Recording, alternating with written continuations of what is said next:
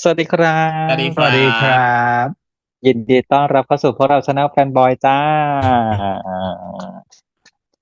กับทมาริปรีแคปของ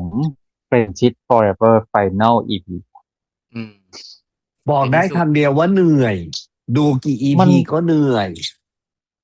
เหนื่อยมันก็จริงแต่แบบมีความรู้สึกว่ามันยังอยากได้อีกนิดนึงอ่ะมันง่ายเกินไปมันไม่อิ่มแบบมันไม่มันอยากได้ไปไม่ใช่อิ่มมันก็ไม่สาไม่แบบแก่ใจสาแก่อยากได้ไปเขาก็ไม่ให้เพิ่มแล้วค่ะไม่ต้องอยากค่ะมันไม่สาแก่อะมีความรู้สึกว่าอีตัวพ่อมันยังไม่ได้เออรับการลพอพูดงทันอย่างสาถึงอีพ่อสม อ่ะจริงมันแค่โดนเมียขอหย่าแค่นั้นนะมันก็ได้แค่ใบหเละย่าโคตรคุ้มไปเลยที่เหลือ่ะอโอ้ทำตัวเลวระยำขนาดนั้นนะได้ใบหย่านี่ป่านนี้ติดปีกบินแล้วนู่นโอ้โหเจ้าชู้มันไม่อยู่ติดหรอกแล้วด้วยแสดงว่ามันไม่แต่ว่าเป็นคนห่วงภาพลักษณ์แต่จริงๆไม่อ่ะควรงั้นมันหย่าจะได้แบบนานแล้วมันต้องแบบว่าหนึ่งคือตรงจบตรงนั้นมันควรจะหนึ่งคือตำแหน่งต้องไม่ได้เรื่องต้องแดงขึ้นอะไรประมาณอย่างเงี้ยให้มันเห็นผอืลกรรมที่ได้รับมสักนิดนึงอันนี้รู้สึไม่มีกแบบพ่อเราก็ลอยตัว ไม่มีเวลาค่ะจริงๆอาจจะกระทบไปแล้วแต่ไม่มีเวลาให้มาฉายได้ค่ะ คือมันก็เลยเราก็บอกได้คาดหวังแบบก็เลยบอกได้ว่ากรุณาทำเฮี้ยไปค่ะแล้วจะได้ลอยตัวแบบนี้ไม่เราก็คาดหวังแบบละครคุณธรรมไงซึ่งไม่ค่าก็ชีวิตจริงโลกจริงมันก็นะก็แบบนี้อาจจะปนะคะระมาณนี้ก็ได้อืมถูกเฮ้ยเซ็งอ่ะ ประเทศเราคือเงินเป็นใหญ่แต่ตอนจบนั้นฉันงงนิดหนึ่งเมื่อกี้ที่บอกว่ามันจบปลายเปิดถูกไหมอืมอ่ะที่เราคุยกันตอนคลิปรีแคปบอกว่าอาจจะมีผู้สมรู้ร่วมคิดกับใบข้าวก็ได้ใช่เขาทำให้เราคิดแบบนั้นไงตอนอืมจบอ่ะ เพราะว่าอืมไม่งั้นอยู่ดีๆอีนี่มันจะมีขาเดินมาใบแล้วมาข้ามมันคต่องแต้งงไม่ฟื้แต้งแต้งอยู่นขึ้นมาเออนึกออกไหมใบข้ามมันคงไม่ฟื้นขึ้นมาแล้วถูกมาวางเองหรือมันคงจะไม่มีแบบว่าเหตุบังเอิญที่อยู่ๆก็มาวางอยู่กลางสนามมหาอืลัยอะไรอมย่างเงี้ยนึกออกไหมถูกเมื่อกี้ถ้าไม่บอกว่าอาจจะมีผู้สมรู้เรื่องคิดนะฉันแบบจบแบบนี้ฉันไม่ค่อยเชื่อละเพราะว่าเรื่องมันปูมาโดยที่ไม่ได้มาเป็นแนวผีไงอืถ้าอีมอีอยู่ๆอีนี่โผล่มานี่ผีเลยนะ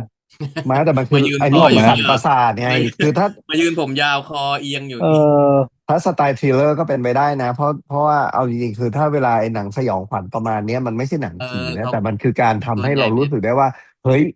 แสดงว่ามันไม่ใช่แค่คนเดียวมันจะทิ้งไว้แบบนี้แหละอืเออใครอีคนที่เราสงสัยว่ามันเป็นฆาตกรพอเฉลยมาว่าอีคนนี้เป็นฆาตกรตายปุ๊บอ่ะมันจริงๆแล้วอ้าวมันไม่ได้ทำคนเดียวนี่หว่าเออมันอาจจะมีลาสบอสต่อไปอีกรอบหนึ่งก็ได้อย่างที่ตอนแรกเราคาดการณ์ไงแต่แบบนี้มันก็จะค้างคาเราไปชั่วลูกชั่วหลานเลยไงมันเป็นวิเพราะว่ามันธีการไม่น่ามี มันเป็น EP วิธีแล้วมันก็สองจบแบบพาร์ทสองหนึ่งนะมันเป็นวิเออธีจบแบบมันก็เหมือนกับหนึ่งของซีคิดแฮงเกอรีส์นั่นแหละร์ทิ้งไว้แล้วก็ทิ้งกูไปเลยอ่ะเราค้างเติ่งเลยนะเออไม่มีก็เติ่งภาคสองแน่ๆอะอยากรู้ถามพี่กูปะไม่มีหรอกพี่กูอ่ะเชื่อเถอะอืมหรือพี่กูบอกว่ามีจ้านี้2027เนี้ยเหรอเออ2000ปีหน้านู้นอะไรอย่างงี้พี่กูก็จะบอกไอ้มีพวกนี้อย่าลืมพี่กูบอกว่าขอกูทำซีรีส์เรื่องปีนถัดไปก่อนค่ะเออค่ะเยอะด้วยเอเพราะว่าออย่างที่บอกแหละพอมันทิ้งไว้แบบเนี้ยมันทำให้คนดูคิดเองไงเออ อืมันไม่ได้มทิ้งแบบมันไม่ได้จบแบบว่าเอ้ยก็ก็นโมกับทิวลิปดูแลก็วจะลงตัวกันไปเออเขาเรียกอะไรตกลงใจกันไปไออืตัวมเต่าเองก็โดนเฟดออกจากกลุ่มไปอะไรอย่างเงี้ย อืมต่อให้แบบว่าให้อภัยแต่ก็กลับไปเหมือนเดิมไม่ได้อะไรเงี้ยแล้วก็จบอืมแฮปปี้เอนดิ้งไปแบบนั้นมันไม่ใช่ไงนี่มันดันทิ้งกิมมิคของเรื่องไว้ด้วยไงก็คืออีเสียงอันเนี้ยอีเสียงอ้าวแต่พเป็นกิมอมีเสียงมิคเลยอินนี่มามันจะแบบหลอนนะใช่เดี๋ยวเดี๋ยวฉันจะไปก็เอาหาวิธีเอาเซฟไฟล์มาทำริงโทนดีกว่าไม่แต่ว่าซีรีส์คือเขาวางไว้ให้เรามาตลอดทางไงเนาะอืมมันเริ่มมันเริ่มมาตั้งแต่เพลงไตเติ้ลแล้วไงอืมเหมือนมันเป็นวิธีการที่เขาเรียกอะไรอ่ะเหมือนตอนเวลาฝึกอะไรสักอย่างแล้วก็ถ้าได้ยินเสียงนี้จะต้องเจอเหตุการณ์นี้อะไรอย่างเงี้ยแล้วเราจะคุ้นชินว่าเมื่อไหร่ที่ใช่เจอเสียงนี้เราจะเจอเหตุการณ์นั้นแล้วคราวนี้ถูกต้องเราจะหลอนไปละแต่สิ่งที่เรามันคือเดาผิดกันก็เยอะนะเห็นป่ะที่เราคิดว่าทิวลิปคือน้องของ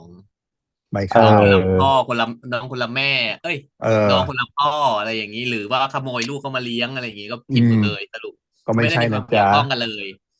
ถูกแค่ต้องจบแล้วนะแค่ใบข้าวมโนไปเองคิดไปเองว่านี่คือน้องอืมแล้วเรื่องจริงก็ยิ่งกว่าอีกโอ้โหความเอาจริงๆนะ สาระของพ่อเนี่ยคือเอาจริงๆนะถ้าดูหนึ่งในตัวละครที่น่าสงสารเลยนะคือใบข้าวใช่คือแบบว่าคือเราเพิ่งจะเห็นนะวันนี้เลยเนาะว่าโดน abuse หนักขนาดเนี้ยอืมต้องอยู่กับแม่ที่มีปัญแล้วหาทางจิตแล้วเจ้าตัวก็รับเป็นมาคือนึกออกไหมตั้งแต่เด็กแล้วนึกออกไหมคือมันเป็นเหมือนกับความรับผิดชอบของเด็กคนหนึ่งที่แบบว่าก็ยังอืดูแลมคำถามคือลองนึกสภาพถ้าเป็นเราอ่ะเราโดน abuse นี้เราจะอยู่เหรอแต่ปะแม่ก็ไม่ปกติไงมันก็ถูกไงแต่เพียงแต่ว่าคือก่อนที่จะไงไม่ปกติอ่ะโดนทำร้ายเห็นไหมล่ะเแม่ก็ดัออนไปคิดถึงแต่ลูกที่อยู่ในจินตนาการอะไรอย่างเงี้ยอืมแล้วนางคือแบบกูทำอะไรผิดวะอือืม ม เออต้องมาเจออะไรแบบนี้ก็ไม่รู้เนี่ยไปโรงเรียนของกูอยู่ดีกลับมาเอาพ่อเอฆ่าตัวตาอยอย่างงี้แต่บางทีก็แปลกนะว่าทำไมถึงไปคิดไปล้างแค้นที่ทิวลิปแทนที่จะไปล้างแค้นพ่อทิวลิปเนาะก็ทำอะไรไม่ได้กับพ่อไงก็เลยต้องไปทำลูกไงหรือคิดว่าก็คือพ่อมาทำให้ลูกของแม่ตุยเพราะนั้นก็จะต้องทำให้ลูกของตุยเหมือนกันอะไรเนาะแบบนี้ปะก็ไม่แน่หรอกถ้าเป็นคือการลุงนะเอาล้างแค้นคือจริงๆถ้าเป็นการล้างแค้นลุงอยากจะล้างแค้นลุงต้องไปล้างแค้นคนที่ทำร้ายครอบครัวเราสิ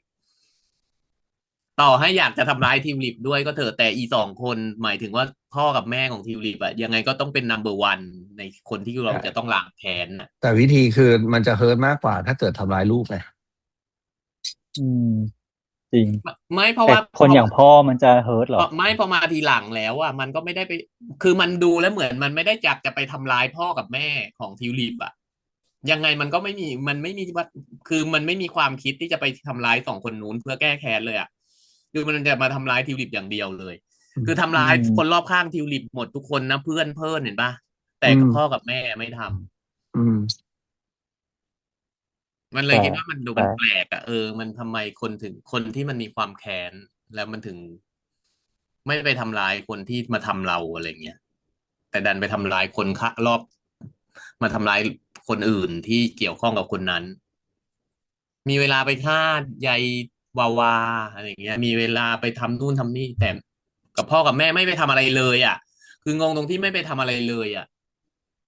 หรือนางเป็นแบบที่ป้าบอกอะอะไรนะเป็นโรคอะไรสักอย่างอะ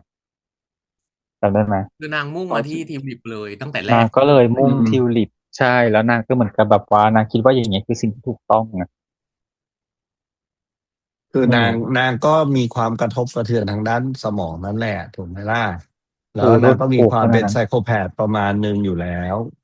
หรือว่าเพราะว่านางโดนทำร้ายด้วยชื่อของทิวลิปวะเพราะว่าตอนที่แม่หัวโคกับแม่บอกว่ามึงเป็นทิวลิปเป็นอีทิวลิปลูกไอ้ดนัยใช่ไหมแล้วก็หัวมันนางโคกเห็นปะ อ๋ออืมในสมองนางก็เลยกูโดนทำอย่างนี้เพราะว่าอีกคนที่ชื่อทิวลิปอะไรอย่างนี้ก็เป็นได้อืมอืมคืออาจจะอือาจจะบมวกกับเรื่องนั้นแหละเนาะเรื่องที่โดนไอทำร้ายอย่างนั้นแล้อืวทีนี้บวมกกับความแค้นที่ทำให้พ่อตายก็เลยเอาอืมมารวมกันว่าถ้าทำร้ายอีกคนที่ชื่อทิวลิปเนี่ยตัวเองได้แก้แค้นด้วยอือีกครมอบครัวนั้นก็เสียใจด้วยอะไรอย่างนี้หรือเปอืล่าก็ม ไม่อาจจะไปเนาะ อื possible มเป็นไปได้เพราะว่าถ้าครับเป็นตามปกติเอาจริงๆนะต่อให้อยากจะไปทำร้ายนี่เพื่อกระทบอนุนอย่างไงอย่างน้อยๆก็ต้องไปทำอีกอย่างน่ะให้มันตกงานว่าไปอะไรอย่างเงี้ยให้มันเสียชื่อเสียงอะไรอย่างเงี้ยเริ่มไปอย่างนั้นด้วยอ่ะแต่งงอันอีกอันหนึ่งเหมือนกันว่าพ่อทำอะไรถึงทำให้ปวดท้องได้ขนาดนั้นฉีดยาเหรอล้วงเหรอไม่รู้ว่าแต่ว่าถ้าท้องโตขนาดนั้นเด็กน่าจะแบบเอางี้คือคงที่ประมาณหนึ่งแล้วนะอันนี้เดาล้วนนะมันคือคำถามชี้นำตั้งแต่ตอนก่อนตรวจแล้วนึกออกไหมอืมว่าลุงว่าใดลุงว่าๆน่าฮาลาจะลนั่นแหละฮาลาสเอามือล้วงเอานิ้วเอาล้วงอ่ะลุงใช้ว่าใช้มือทอืมอ๋อเหรำอแล้วเสร็จแล้วมันก็มีเอฟเฟกต์ อ่าอันนี้เดาเนาะอันนี้เราเดาเพเดาราะเราก็ไม่ได้ดูเพราะว่ามันไม่มันเป็นเรื่องเดียวที่อาการเห็นปะเราว่าตอนก่อนตรวจปกติ อืมแต่หลังตรวจแล้วเดินกระย้องกระแยงคืออาจอืมจะเจ็บแต่ว่าประเด็นหลักที่สุดคือถอยรถชนอืมอันที่ทำให้แท้นั้นคือเมนหลักที่ทำงสาเหให้แท้งตุที่ทำให้แท้งอ่ะน่าจะเป็นเพราะรถชนมากกว่าอืมรถชนก็คือถอยรถไม่ดูเอกิ๊กกักอกิ๊กกักกันอยู่ในรถไงไม่ใช่ถูกเขาไม่ดูประเด็นคือไอ้นี่ก้มลงไปเก็บด้วยไม่เห็นเหรอตอนถอยแต่อ่ะเขามองก้มไม่เห็นก้มแต่พอด้วยหงายขึ้นแต่ว่ามาพอดีไงลุกขึ้นมาแล้วไงจังหวะลุกขึ้นแต่ก็ยังมาก็มันจังหวะตึ้งชนพอดีไงเออแล้วก็บนรถพอเห็นฉากก็คือแม่ไปเกาะแขนแล้วก็ยิกงักยิกงักอยู่ด้วยฉันก็เลยเดาว่าไม่ใช่แม่น่าจะแบบค่ะเมียน้อยค่ะไม่ใช่แม่ค่ะนั่นแม่เมียน้อยจริงเหรอค่ะผมยาเมียน้อวค่ะยค่ะอันดูนั้นเป็นแล้วไม่ใช่แม่สมัยก่เลยค่ะอนนะ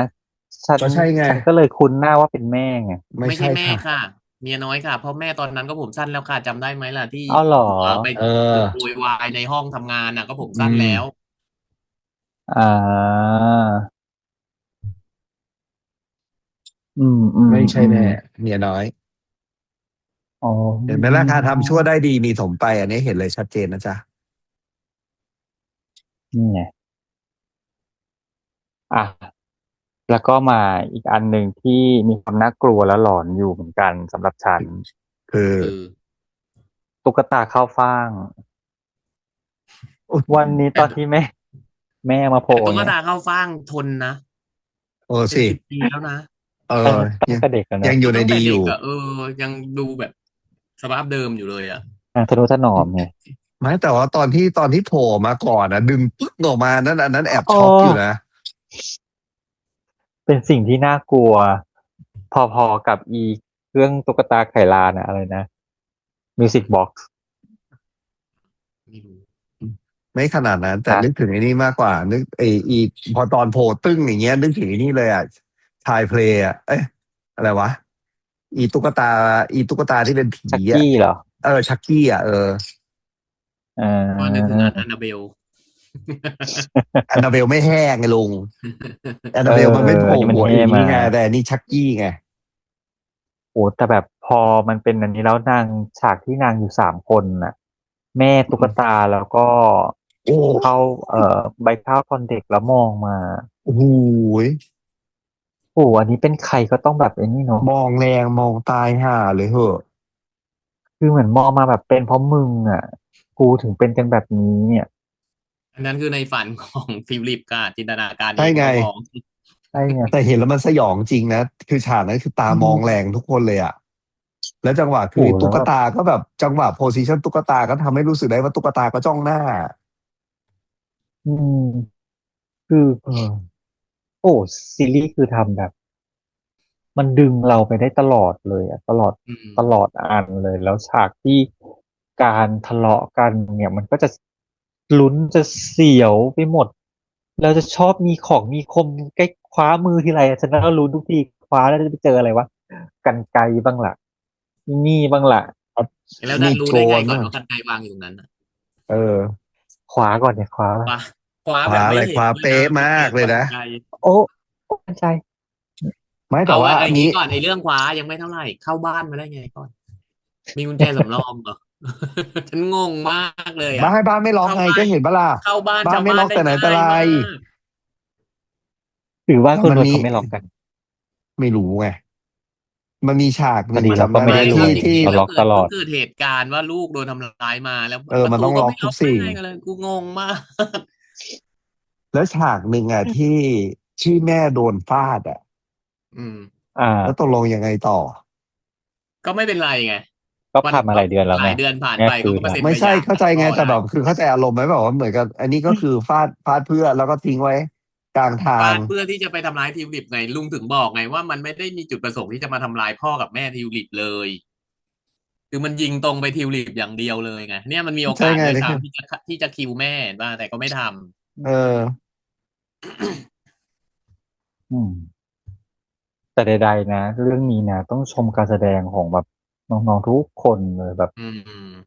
โดยเฉพาะเอมมี่คือแบบวันนี้แบบโหว้าวเลยอะโดยเฉพาะฉากที่สู้แล้วก็ปะทะคารมกับ ลูกสาว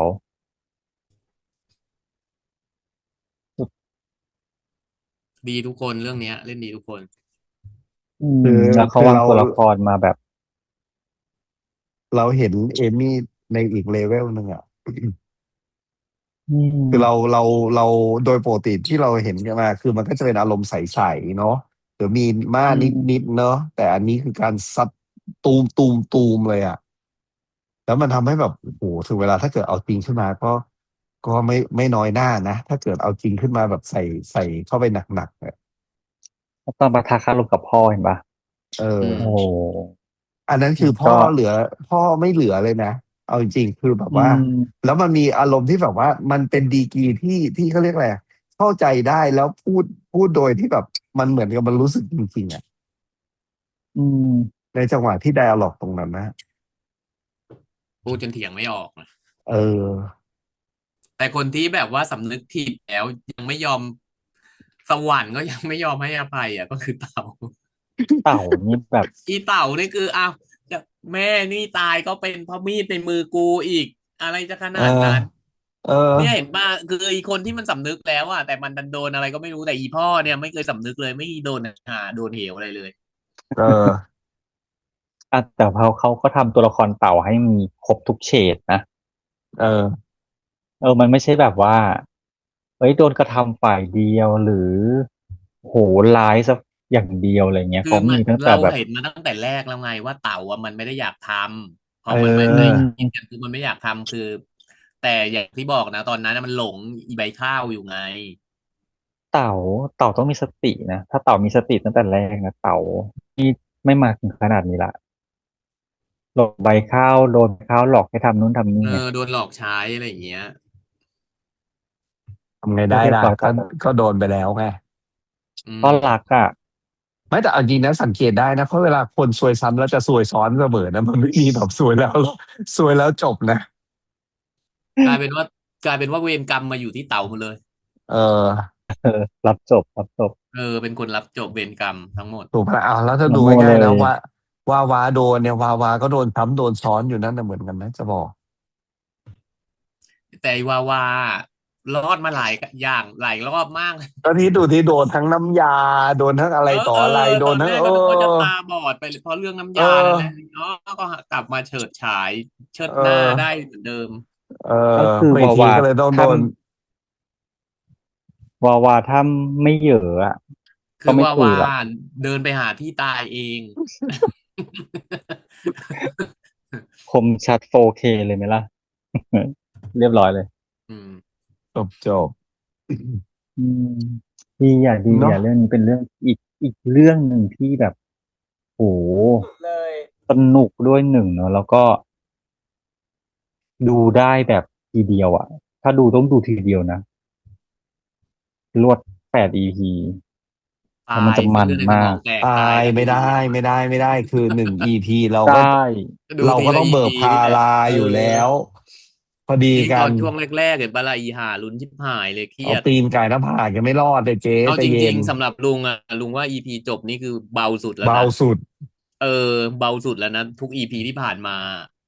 อีพีอื่นๆโอ้โหลุ้นกันแบบอีพีEP ไหนที่ที่แล้วลุงแบบหนักหนักหมายถึงอะไรสำหรับลุงอะเหรออีพีไหนสำหรับลุงที่แบบหนักเลยโอ้ยมันหนักทุกอีพีมันบอกไม่ถูก มันมีมันไม่มีอันไหนเบา ก็คือก็คืออีพีที่เบาสุดก็คืออีพีหนึ่งกับอีพีสุดท้ายอีพีแรกกับอีพีจบ นอกนั้เอนคือแบบอโอ้โหข้นคลักอย่างกับเคี่ยวมา2-3 เดือนน่ะสำคัญนะฉากอีพีไหนที่ไม่มีฉากที่แบบมันจะต้องแบบจิ้มกันอ่ะคิวเหรอโอ้โหไม่ไหวจริงวันนั้นแล้วเราแค่อีพีเห็นของที่มีมีคมคนคุยบาดมันก็สองจะแย่แล้วไงอืมไม่ชอบด้วยพออืมดูแล้วมันจะต้องแบบเสียวอะปิดตาอะไรอย่างนี้ต้องลุ้นเนาะเลือดสาเนอะจดริงๆอ่ะลุ้นอยากอีกคนฟาดโดนฟาดนั่นอยากให้เป็นอีพ่อมากกว่าแม่ด้วยซ้เออำสักทีเหอะอะไรอย่างเงี้ยนะเนอะพ่อลอยตัวไม่อ่ะโดนอะไรแล้วเลยอืม ทุกคนล่ะ ทุกคนล่ะ ชอบอีพีไหนอีพีไหนโหดจังเลยอีพีไหนเบาขึ้นมาหน่อยพอดูได้อะไรอย่างนี้อืมอืมมาลองเมากันแต่เนาะแล้วก็ซีรีส์ดีอย่าลืมเนาะซีรีส์ดีจริงดีเรื่องเนี้ยดีดีคือจริงพล็อตมันบน่าทติดตาพล็อตนักแสมดงดีหมดเลยเออแล้วแล้วมันเหมือนกับว่าถ้าเอาจริงๆนะถ้าถามว่าดูดูเอาสะใจแบบเอาปวดหัวกระจายก็อย่างที่เจ๊บอกก็ได้นะดูแม่งทีเดียวเลย8 EPรวดอ่ะอืมอืเอมอไม่แล้วมันจบแบบระวางไม่ลงอ่ะ